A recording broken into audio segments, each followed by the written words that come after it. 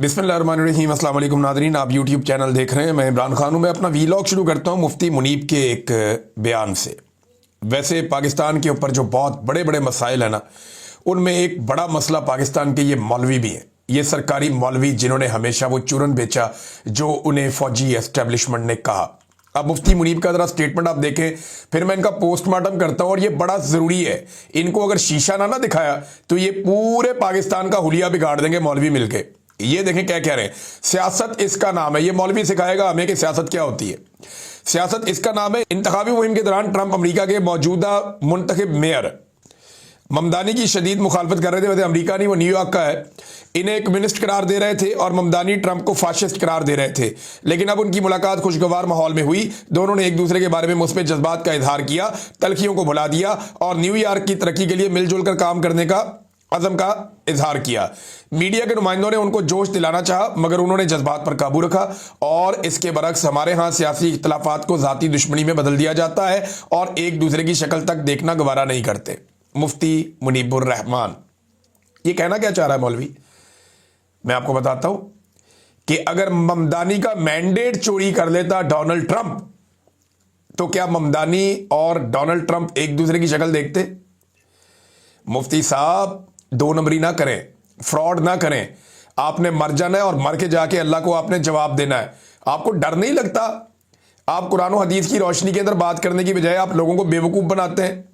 आप इस्लाम का चूरन बेचते हैं। कुरान पाक में उन लोगों का जिक्र है जिन्होंने अल्लाह की आयतें सस्ते दामों बेच दी, और आप उन लोगों में से एक अपने आप को साबित करने पर तुले हैं। मुफ्ती साहब, शर्म आनी चाहिए आपको। आप यह क्या बात कर रहे हैं? क्या आपने कभी बात की कि जाली फॉर्म 47 क्यों जारी किया गया? क्या आपने कभी बात की कि जनाब एस्टेब्लिशमेंट ने पाकिस्तान तहरीक इंसाफ का पूरा इलेक्शन कैसे चोरी कर लिया? क्या आपने कभी यह बात की कि 17 सीटों वाले को वजीर आजम कैसे बनाया?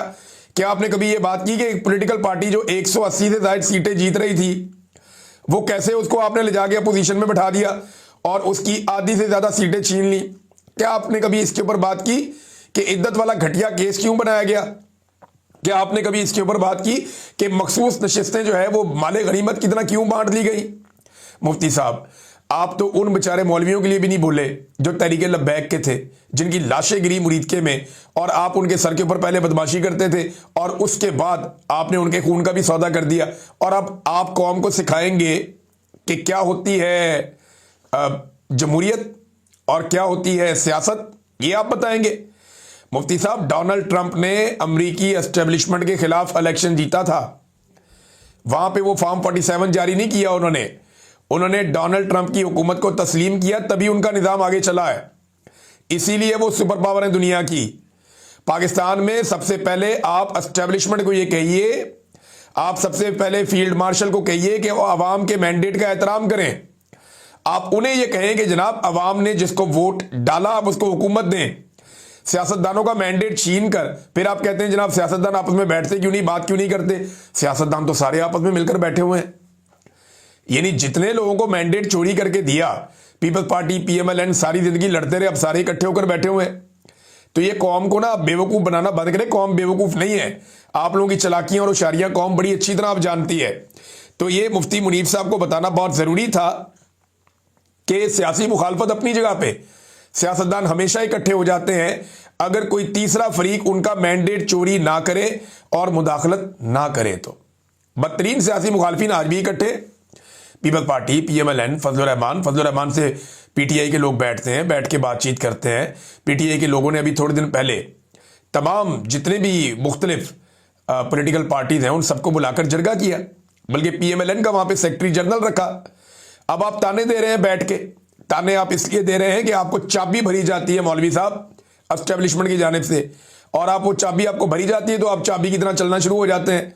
जनाब बताएं ना, मैंडेट किसने चोरी किया? अमेरिका में मैंडेट चोरी नहीं हुआ, इसलिए तलखियां इतनी नहीं बढ़ी। यहां पे मिलिट्री एस्टेब्लिशमेंट ने मैंडेट चोरी कर लिया, इसलिए तलखियां बढ़ गई हैं। लिहाजा जो चीज आपको ना पता हो ना, या तो उसमें मुंह बंद रखा करें या तो उसके अंदर पंगे ना लिया करें। आपका ये काम ही नहीं है बात करने का, और जहां आपको बात करनी होती है वहां पे आप वैसे ही बात नहीं करते। आप बताएं ना कि ये जो इस्तिस्ना ले लिया आपके फील्ड मार्शल ने, क्या इसकी शरई और इस्लामी नुक्ता नजर से कोई अहमियत या हैसियत है? आप बताएं ना, क्या ये इस्लामी है? क्या पाकिस्तान के आइन के अंदर ये जो चीज शामिल की गई है ताहयात इस्तिस्ना, क्या ये इस्लामी है? क्या ये शरई है? मुफ्ती मुनीब साहब इधर बोले ना आप, जो आपका एक डोमेन है जिसके अंदर आपको बात करनी है, उधर आपकी जुबान डरती है बात करते हुए। तो मुफ्ती साहब आप बात आ जाए, देखें हम आपको बड़ी इज्जत देना चाहते हैं, आपको साफ साफ कह के बुलाते हैं, लेकिन आपको लगता है इज्जत रास नहीं है, आप किस तरह के कामों में पड़ गए हैं। ये जो भी आपको कोई कैप्टन फोन करता है या मेजर फोन करता है, आप इससे हाथ जोड़ के माफी मांगे और देखे भाई मेरे से नहीं होता, मुझे अपने काम करने दो, अपने मामलात में रहने दो, और अपनी खिदमत हर जगह पे आप पेश ना कर दिया करें प्लेट में रख के कि जनाब ये मैं अपनी खिदमत पेश कर रहा हूं। तो अपनी खिदमत को अपने तक आप रखें और बिला वजह हर चीज के अंदर आप ना उलझें। ये जमहूरियत का मामला है, आजादी इजहार राय का मामला है, ये इंसानी हुकूक का मामला है, और इसके अंदर पंगेबाजी ना करें। आपने इंतहाई घटिया किरदार अदा किया है इस मामले में एक मरतबा फिर।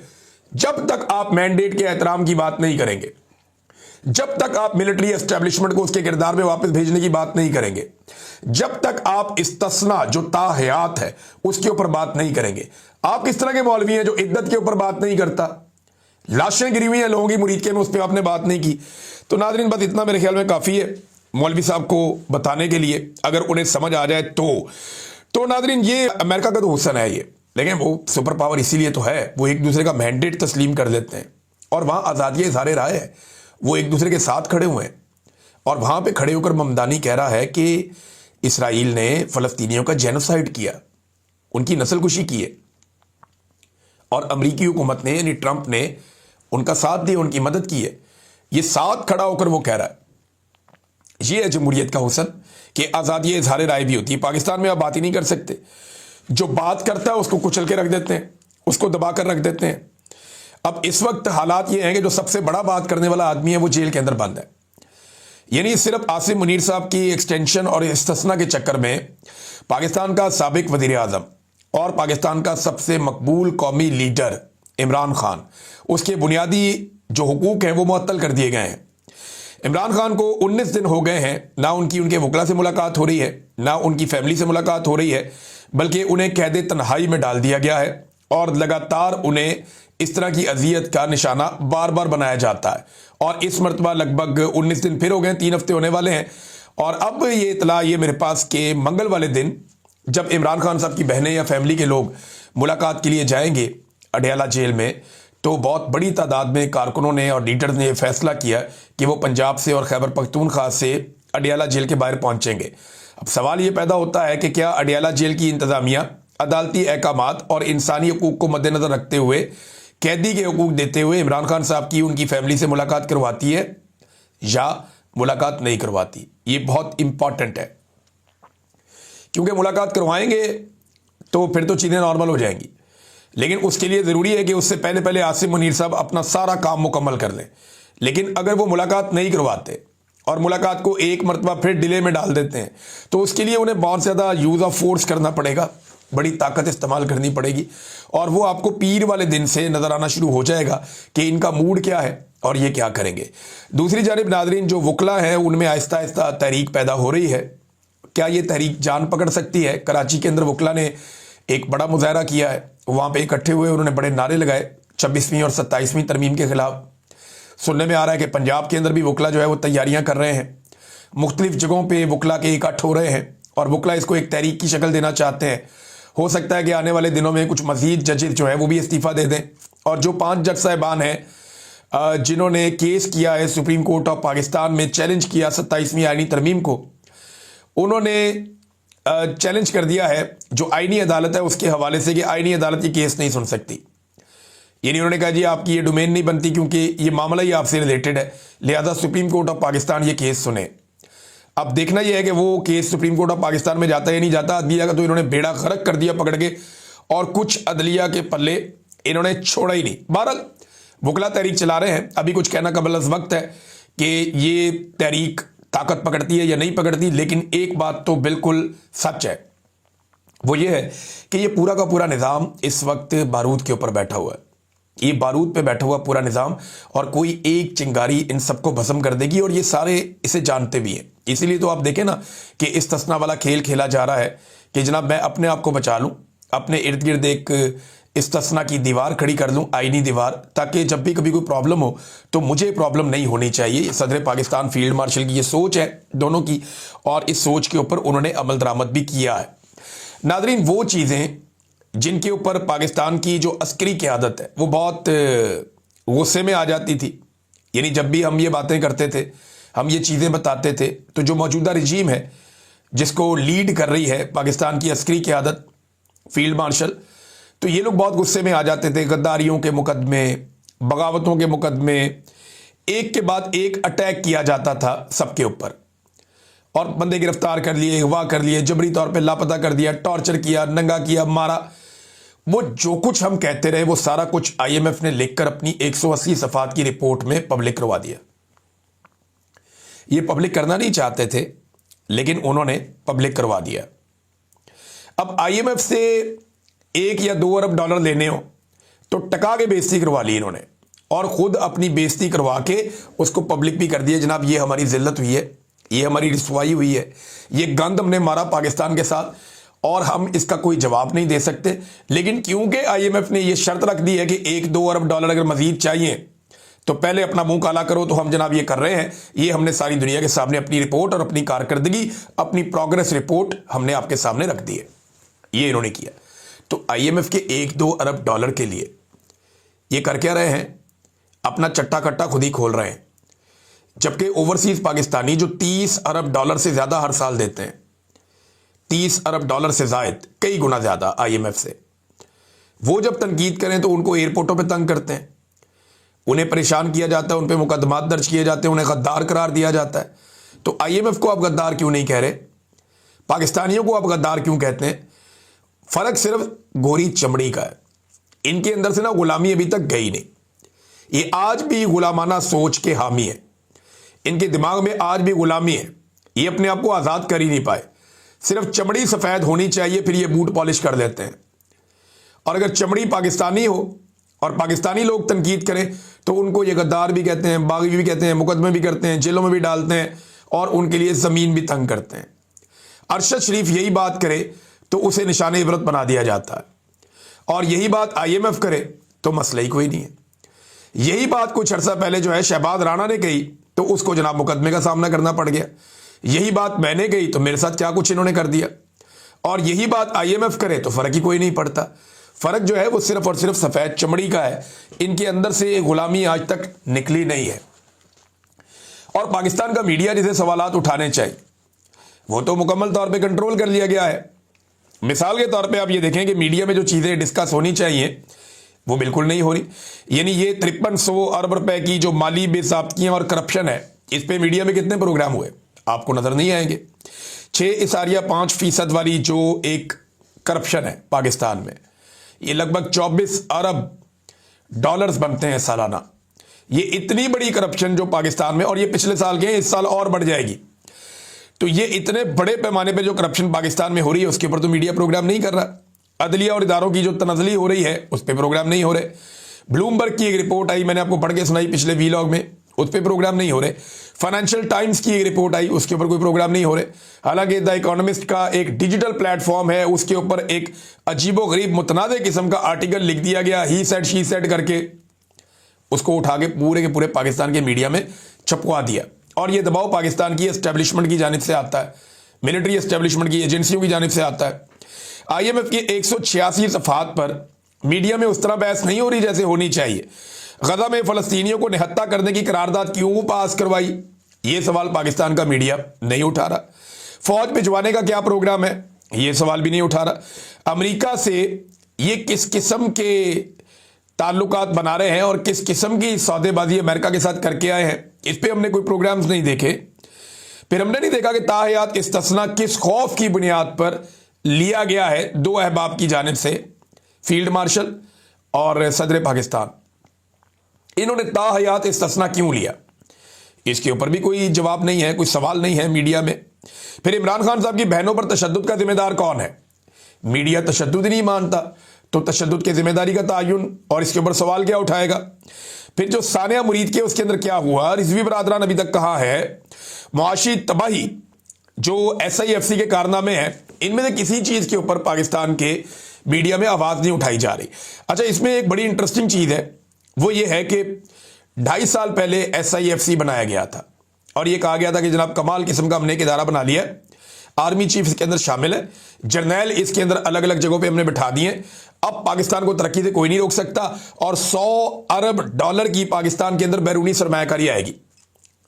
जब बनाया था ना ये SIFC तो कहा गया था कि 100 अरब डॉलर की बैरूनी सरमायाकारी पाकिस्तान में आएगी, मगर 1 अरब डॉलर की भी बैरूनी सरमायाकारी पाकिस्तान में नहीं आई SIFC बनने के बाद। अब IMF की रिपोर्ट में पता चला है कि वहां पे तो शफाफियत ही नहीं है SIFC के अंदर, बस अपने मनपसंद अफराद को ठेके दे दिए जाते हैं और कुछ भी नहीं है। ये बात मोहम्मद जुबैर साहब भी बता रहे थे, ये बात जो है वो तैमूर झगड़ा साहब भी बता रहे थे, इमरान खान साहब के साथी हैं। तो अब पोल खुलना शुरू हो गए हैं, लेकिन मीडिया इसके ऊपर बात ही नहीं करता, आवाज ही नहीं उठाता। फिर एक और चीज है नाज़रीन, ये बड़ी इंटरेस्टिंग है, इसके ऊपर आपने गौर करना है। IMF को पाकिस्तान की हुकूमत ने बताया, क्योंकि IMF डिफरेंट जाके महकमों से मिल रहा था ना, इदारों से मिल रहा था, उनसे बात कर रहा था।